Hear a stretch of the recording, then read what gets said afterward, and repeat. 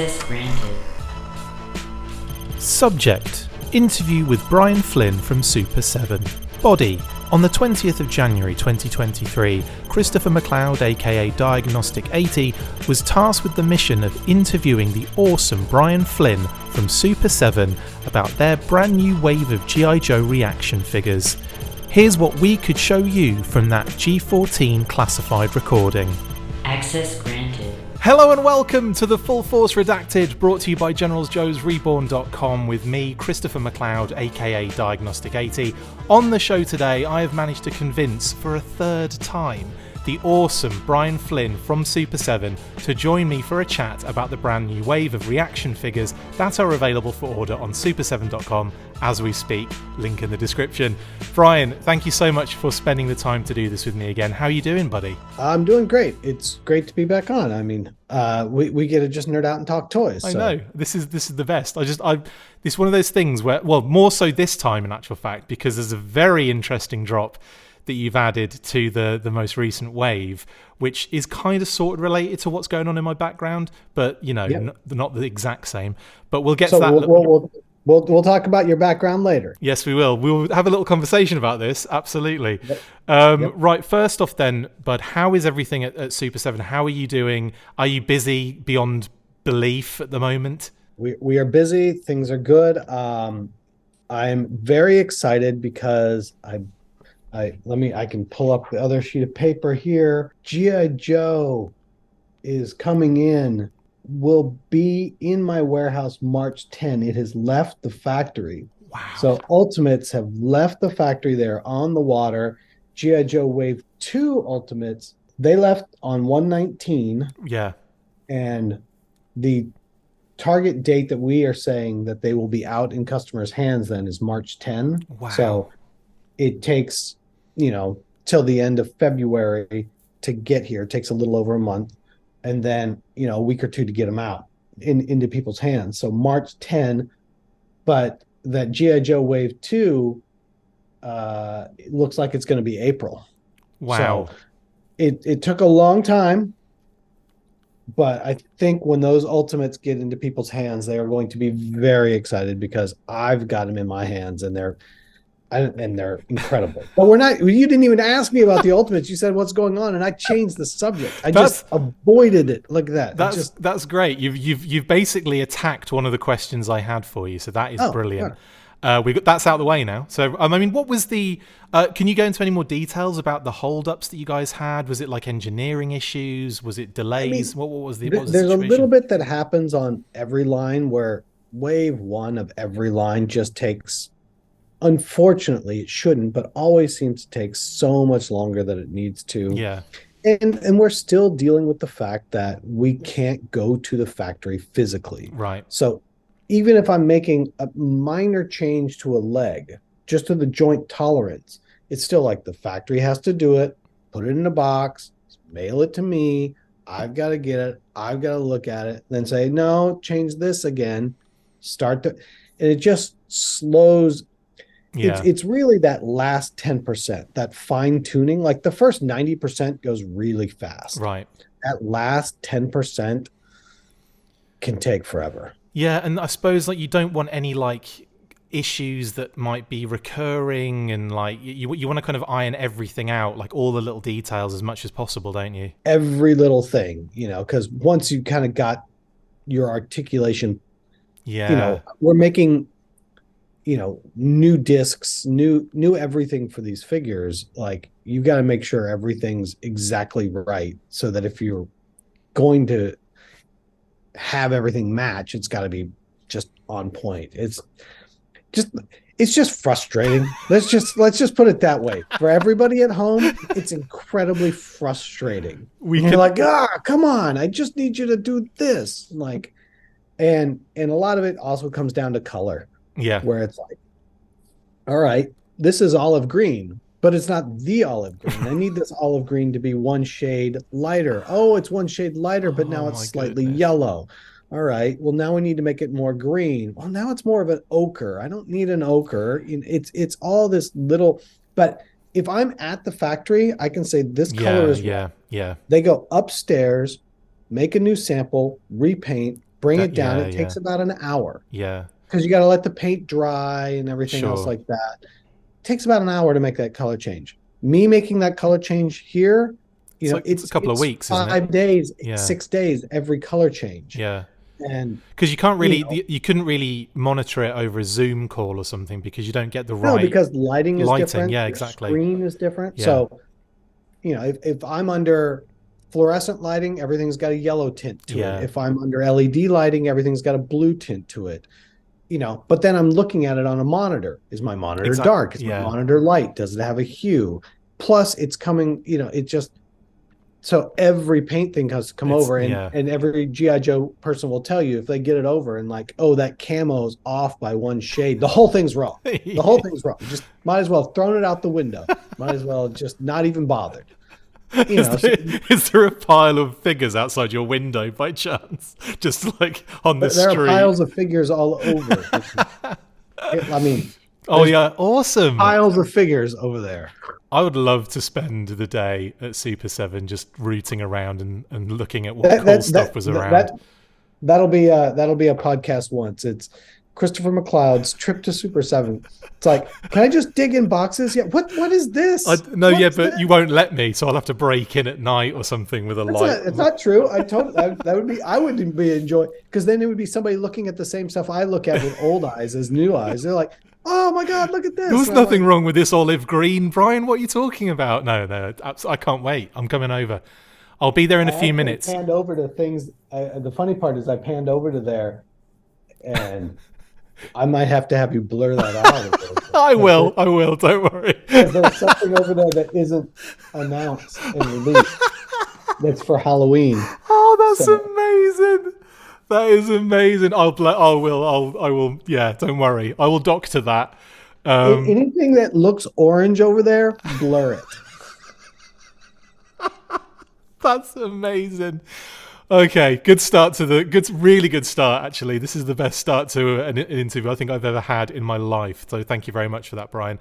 Let's get back to the wave that just dropped. Let's just talk. Exactly. Last time we talked, you were like, "Are you ever going to do anything with Palatoy?" And of course, I couldn't. And I said, "I can't speak to that." Was that actually was that happening, or did you? Completely. I wasn't sure if you added it after. I'm not saying that I was the catalyst for it at all. No. I mean, think about product development being 12 to 15 months minimum on reaction right now, because we can't get to the factories. So yes, that wasn't planned for a long. That's awesome, man. That's awesome.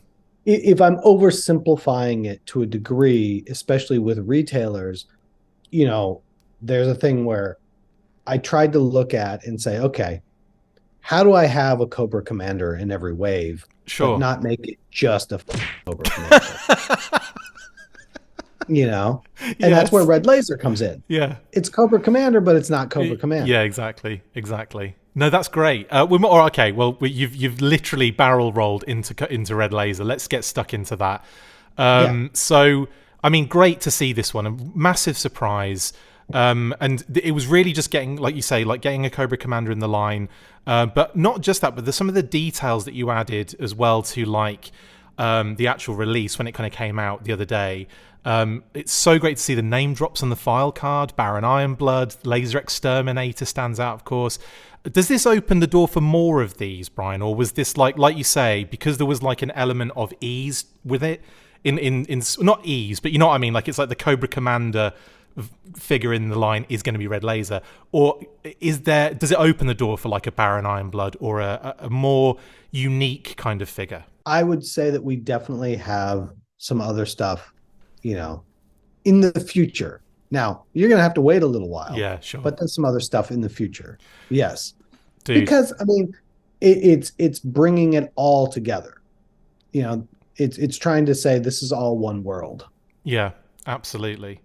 And it's also, and it's something we've done with other lines in the past. I think it's important when you're talking to collectors at this point to say that the world of these toy lines is, I probably should have used a different word than world, so I don't use the word world again, but I'm going to use the word world, which is a tongue twister again. But it's like the rest of the world's interpretations of a license are equally just as valid as the American version. Because everybody is just like, well, it's the American version. It's like, well, let's not be dismissive of the UK version or the Argentina version or the India version or, all over. It's all of these things are part of the greater whole. So when we get into these lines, I like to bring in moments where we're looking all over the place at things that aren't expected. That's why, you see us, we brought in Ninja Coup and Ninja Viper and into the line. And it's like, oh, wait, is that official? Like, it's like, it's always been part of G.I. Joe. It just was regional. Yeah. And I want to celebrate those regional amazing characters just as much as I want to the standard core characters. Sure.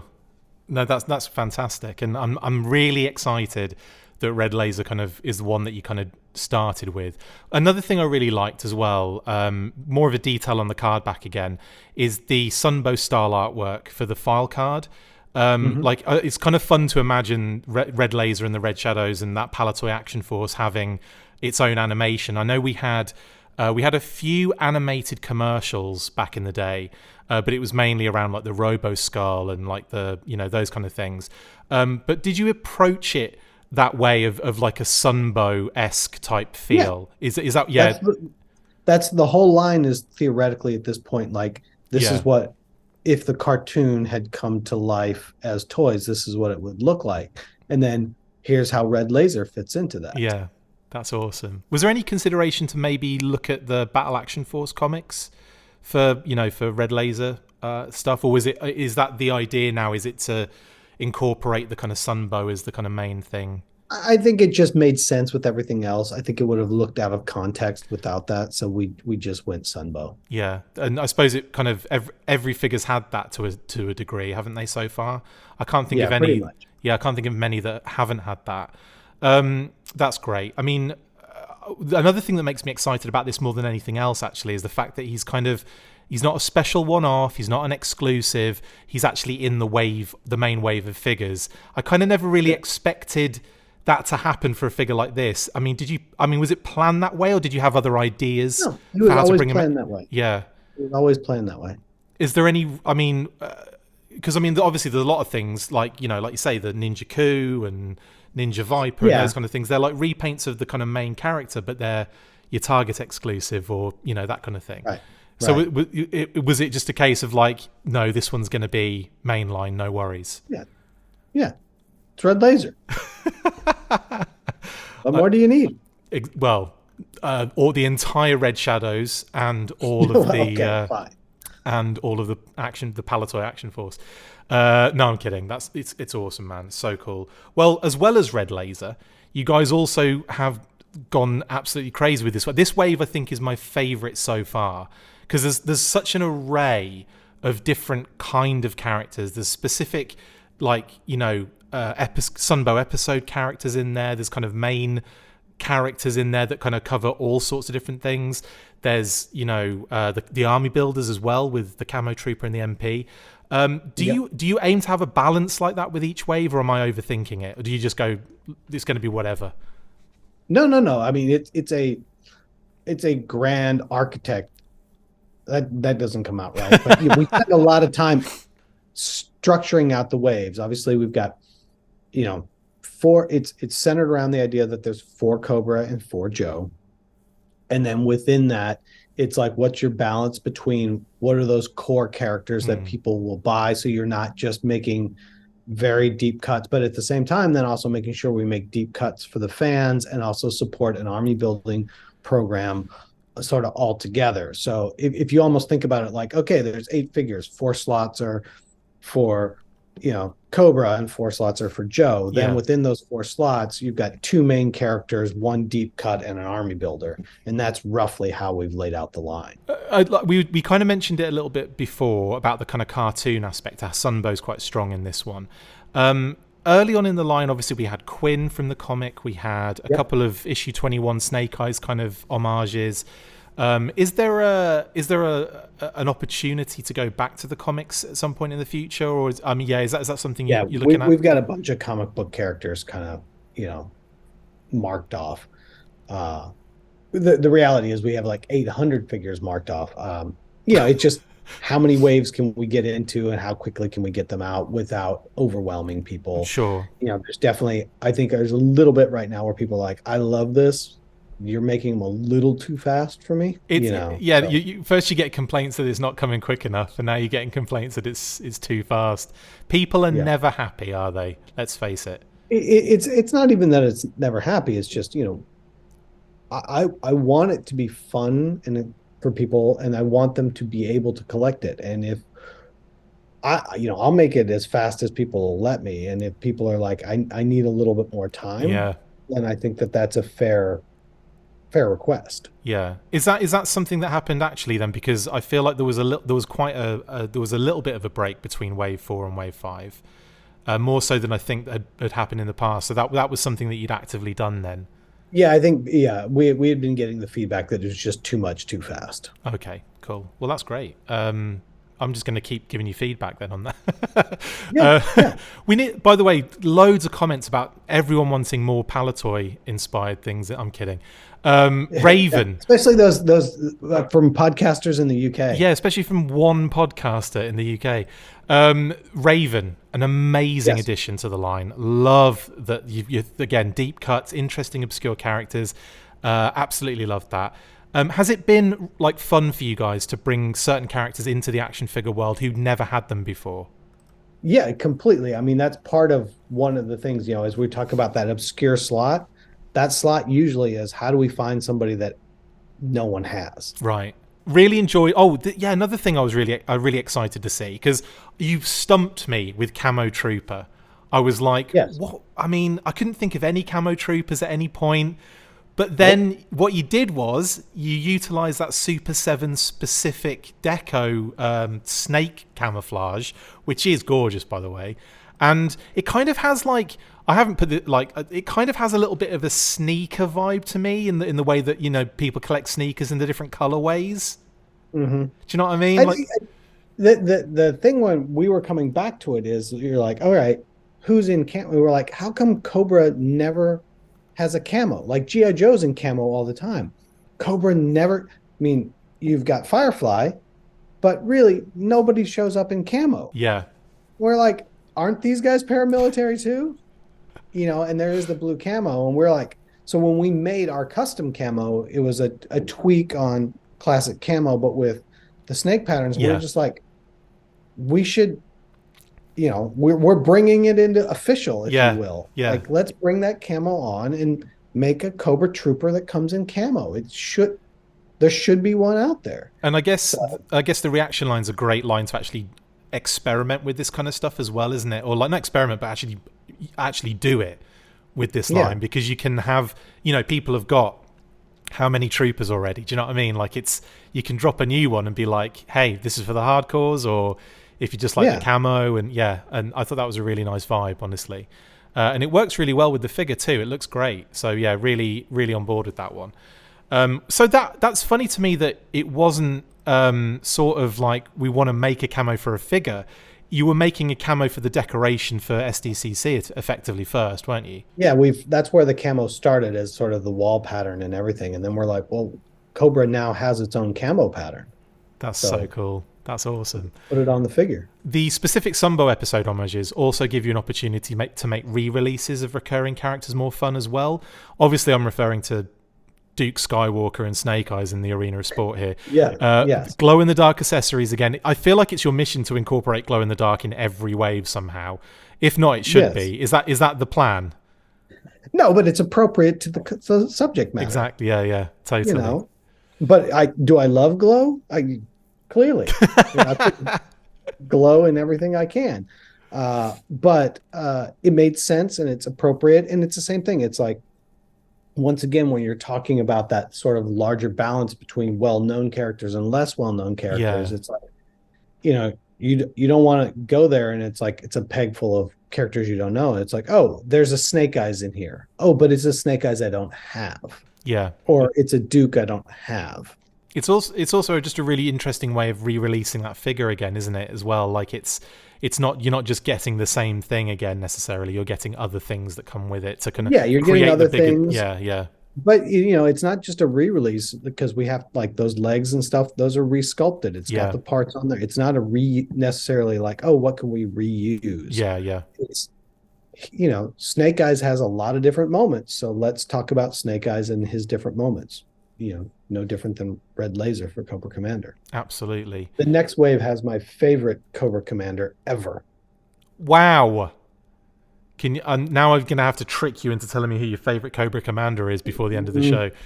You're not going to get it out of me. Okay. But I think it's another one where people are going to go, and then they're going to go, oh yeah, okay, I remember that. Okay. I'm really excited which I'm sure is going to have to happen sooner or later.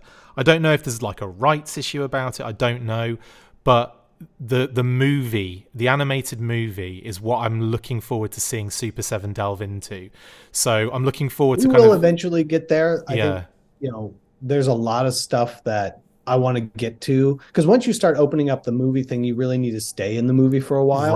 Right. And it's like, well, but then I'm not going to miss all this other stuff I want to get to. So we're going to get to the movie, but it's still a little ways away. I take it you discuss this with other people, like other people in the team, but is it? I mean, is this you? Is this line effectively your, I outlined, the 3 or 4 year, 5 year plan. I think it was 5 years. I outlined 5 years worth of what I thought we could do with G.I. Joe in the beginning. Now, as we've moved through it, we've had to rearrange and move and do things. And people on the team, whether it's Josh or Michael Gullen, really help out, and they have their point of view. Like, Michael's really good with a lot of the deep cut accessories. And be like, oh yeah, but there was this book, and I'm like, I don't even remember that. He's like, it's on the 3rd page of the 62nd issue of the comic book. Amazing. Oh, okay, like, you got me on that one, Michael. So that the 3 of us do it. I mean, when you're talking about, especially on the reaction side, we're still pretty much in nearly 100% of it being, this is how I've laid it out. Right. The Ultimate side is a little bit more collaborative, but as we get further and further, it's more and more the 3 of us pulling it all together, and arguing about why we want our favorite characters involved. Now that's actually a good question I want to ask you. Now that Wave 1 and Wave 2 are effectively on the water and heading towards us as we speak. Wave 2 is not. Wave 2 will be on the water in March once they get back from Chinese New Year. Right, I see. So when Wave 1 is on the water. Say that some of them are on their way. Does that then open the door for another future wave to be revealed, or are you going to? I mean, when do you think you're going to? Yeah, I hold can't, back on that. I feel it is wrong, abusive, evil. To put up another wave without having people have these in their hands. Once people get them in their hands, we're done. We're ready to go. We've been ready to go, but I can't do it till you get them. Sure. Are we talking? What I mean is, are we talking Wave 1 in hand, or are we talking Wave 2 in hand? Wave 1 in hand. Wow. Okay. Get ready then, guys, because that's soon. Well, that's March. That'll be March, April-ish. Then I could probably look at the calendar and tell you for sure. Thanks. That's why we have things like calendars. Just screen reminders. Who needs that? April. Fantastic. G.I. Joe Wave 4 is April. Okay. Wow. That's exciting. Because they'll be shipping out basically first week of March. So then we'll open up the next pre-order in April, so everyone has time to get them. Hopefully, I assume be very excited about them and be ready for Wave 4. This is great information, Brian. Thank you so much. You should have just screen. You're like, I'm breaking news left and right. I know. Woo! I can't. This is nuts. You should screen share so we can just. I don't have to say anything or do anything. Just. No, this is brilliant. Thank you so much for everything, and for coming back constantly. Like, I don't know why you do it, but I appreciate Why it that you wouldn't do I? it. It's great. I appreciate. I do have more questions though. Sorry, I'm not trying to Let's end go. it right now. Let's go. Zaymot and Tomax. That was an Yes. interesting addition into the kind of wave format. Did you at any point kind of think maybe thinking outside the box, maybe to do like the original vintage mirrored packaging, or was that like, when you ran the numbers, was it like, this is probably easier to do this? It was more that it became difficult for how some of our bigger partners put it on shelf, because I don't have Right. shelf space. I only have peg space, but my Right. peg space is defined as this size. I don't want to make Tomax and Zaymot and then not be able to sell them to Target. Sure. That doesn't make any sense. So no, that's a great point, and that's something I never would have even thought about, honestly. But does that? I mean, is there a possibility for maybe like exclusive product for those guys maybe in the future, or are you looking at other things basically? when you say what do you mean? Like SDCC or for those two guys? Yeah, for Zaymot and Tomax. Yeah. We're looking at something else for them. Oh, okay, cool. The other thing I didn't ask you as well, last time I spoke to you as well, I think, was obviously we had that amazing the Arctic Rescue set, right? That was awesome. Yep. We had the fantastic box set Pyramids of Darkness, which had, I'm kind of counting it as like a vehicle. It's not a vehicle at all, but that bloody giant robot that's in there. Do you also have plans? Because obviously it's been like very specifically figure based for a while now. Do you guys plan to do any kind of vehicles or play sets or things like that? Is that stuff you just can't talk about? There's about 9 competing factions in that answer. Sure. The reality is the dog sled pack didn't do great. Okay. And that it did okay.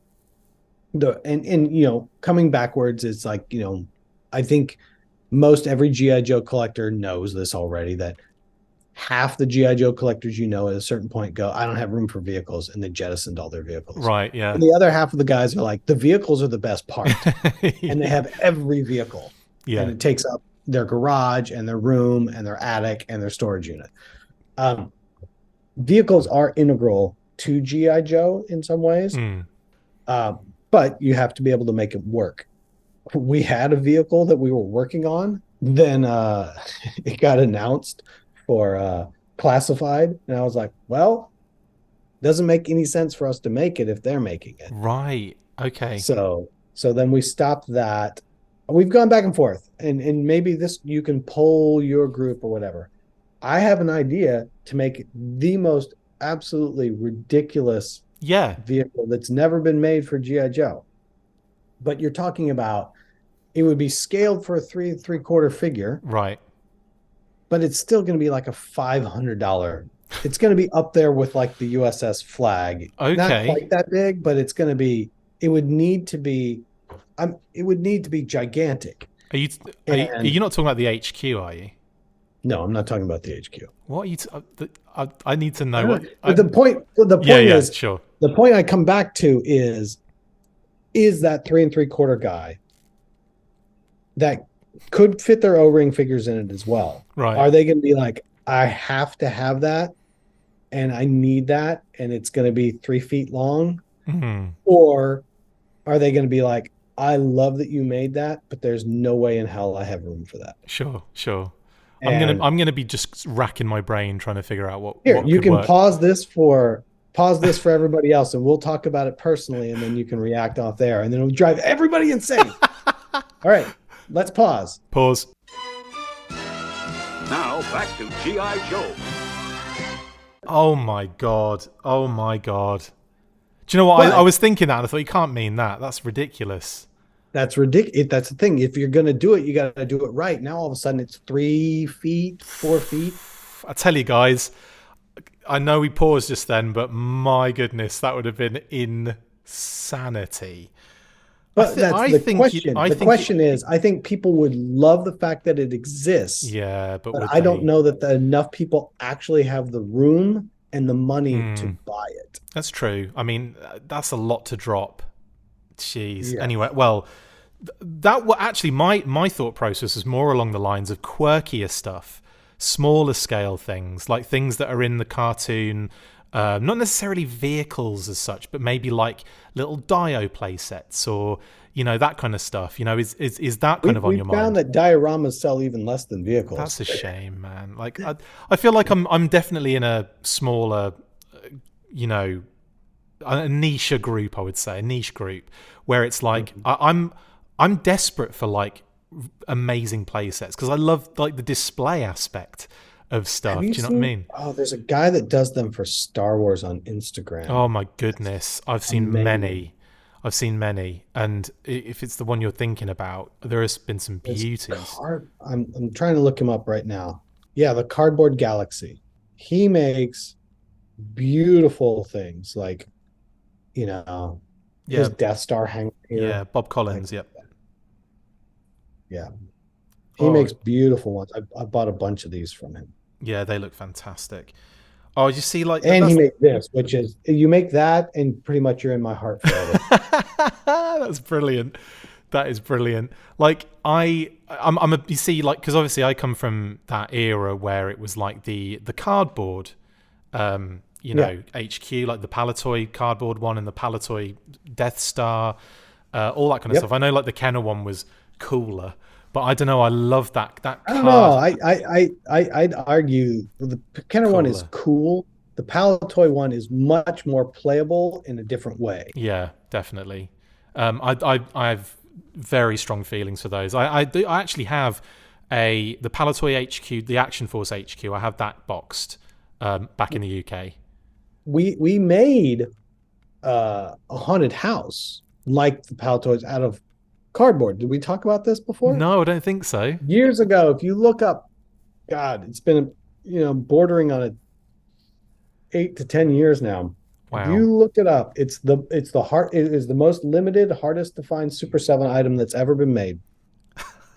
There is a haunted house playset, and it is all painted and all die cut cardboard that you assemble, much like a Palatoy Death Star. I have seen this. I have seen this. I just didn't realize it was you guys. And we made it, and it's beautiful and awesome, and nobody bought it. And in the end, because they were so big, we had to recycle 90% of the run.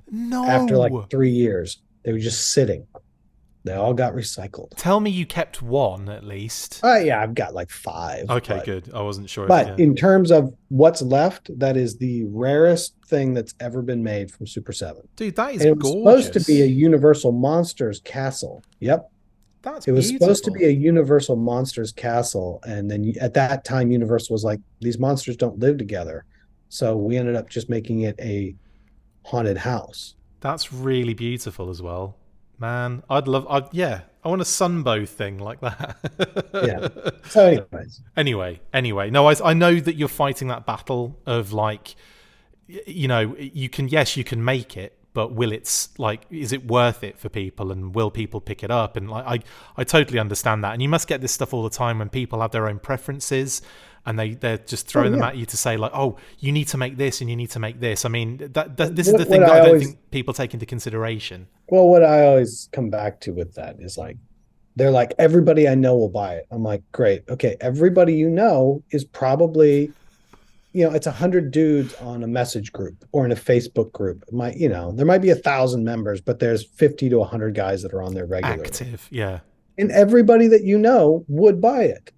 But it's still only those 100 people, because it's when you leave that Facebook group or message board or whatever, and you walk outside, never happens. You decide you're going to go to the corner store and get a Pepsi or a Coke or go to the coffee shop. Not a single person you ever interact there and on the way back collects toys, much less than collects G.I. Joes. Much less than is willing to buy a placement. Yeah, absolutely. And that's the real reality. I think because we live, and I hate to call it a vacuum, You're right. It is a vacuum. Thing. It's just like echo chamber. The reason I talk to these people is because they are interested in the same thing for me. Exactly. And so therefore, it takes up a large amount of my time. So therefore, I assume that everyone feels the same way about this. Reality is, yeah, even though everybody you know will do it, that number is much, much smaller than you believe it to be. Oh, yeah. And that's the fine line. And I'm not trying to say that as a disrespectful thing. It's just the reality of making something is, are there really, really enough people to make this work? And a lot of times that answer is no, unfortunately. No, as much as I would love to make it, I still do have to pay the people that work for me. Yeah, totally. And that is, I think that's the be all. But what I will say that is positive, at least from an outsider's point of view, is the fact that, you know, we're at like 336,000 reaction figures so far. You've got like there's a lot. There's a lot of, there's a big line and it keeps coming. And then also the fact that you're still talking Ultimates, they're going to be in hands soon. There's going to be more waves of those announced. Like, as you know, there's a positive feeling from an outside sense looking in, at least. Yeah, and I'm going to say, to that positive feeling, putting it out there in the world, everybody needs to come to San Diego this year because there's a secret G.I. Joe thing happening at San Diego. Amazing. You know, we had last year was the Cobra Recruitment Center. Somebody's got to do something about that. I wonder what could be happening. You know, so there's an event happening, and there will be some new and exciting product there. It'll be cool. Additionally, because we're talking about all this stuff, you know, last year we had some fun at April Fool's Day. What might happen this year? Oh my goodness, this is great. I'm very excited. Wow. There's a lot. It sounds like there's a lot of stuff coming then, Brian. So April Fools will be fun. The question is, will people? Is it fun? I want to buy that, or is it fun? I'm glad you made that. Yeah, I do not know the answer to that question. I'm hoping for the first one on that one. This is awesome. Thank you so much, dude, again, for coming on and just, you know, giving us all this great info. It's fantastic. Oh, I can talk about toys all day long, and I like talking about toys that I like. So that's brilliant. Well, thank you very much, mate. Didn't make any sense, did it? No, that makes perfect sense. That brings us to the end of the interview now, mate. Thank you so much for coming on and speaking to me about the reaction stuff. It's always a pleasure. It's always an absolute pleasure chatting with you, mate. I really appreciate it and your time and everything. I know it's this time as well. It must be ridiculously busy. You must be getting pulled left, right, and center. We're just leading into Chinese New Year, so I'm actually having a moment to breathe. Oh, good. I wasn't sure if you were rushing just before Chinese. Oh, well, yeah, there's a meeting in 14 minutes, but yes. Well, I'll let you go then, bud. But thank you so much. I've said it before. I love what you guys are doing with G.I. Joe at SUPER7, and I cannot wait to see what you have up your sleeve in just a few months' time, by the sound of it, which is even crazier. So yeah, I hope you've had a good time, mate, and hopefully get you back on again when the next stuff gets revealed, if that's cool with you. Anytime. Fantastic. Okay then. That is it for this installment of the Full Force Redacted. Thank you to my wonderful guest, Brian Flynn. See you next time. And you know what to do at the end, Brian. After 3, remember? No, I forgot. You have to shout full force at the end. Okay. Ready? Everybody's got their thing, and it's like, am I supposed to talk about the time? You know, is this the thing from Mandalore? Like, what is? I can't remember. No, after 3, full force. Are you ready? 1, 2, 3. Full force! Fantastic.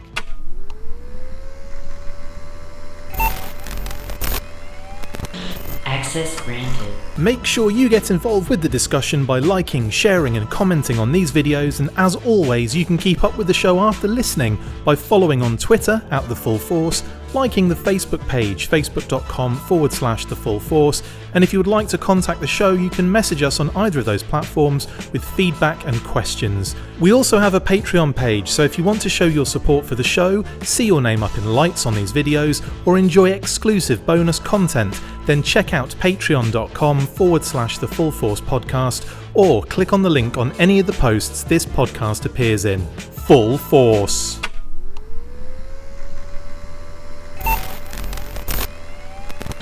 Access granted.